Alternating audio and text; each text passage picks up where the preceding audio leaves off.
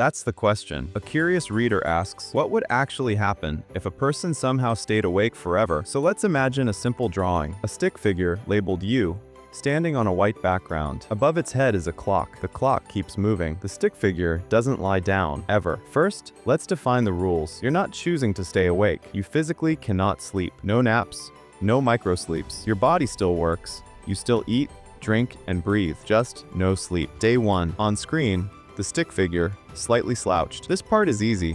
You feel tired. Reaction time slows. Attention drifts. This is similar to missing a night of sleep.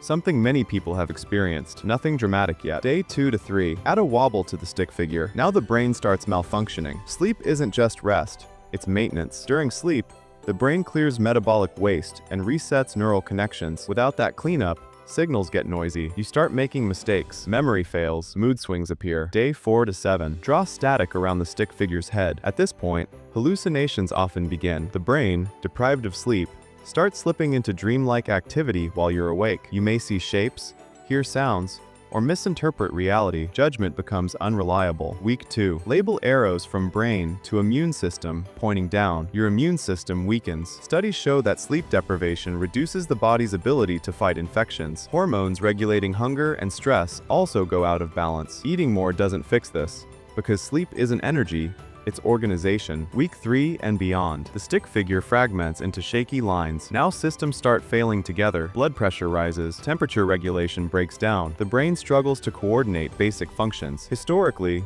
the longest documented cases of extreme sleep deprivation ended not because people powered through, but because the body forced shutdowns, or worse. So what's the conclusion? If you never slept again, you wouldn't gain extra productive hours. You'd lose functionality faster than you could use the time. Sleep isn't optional downtime.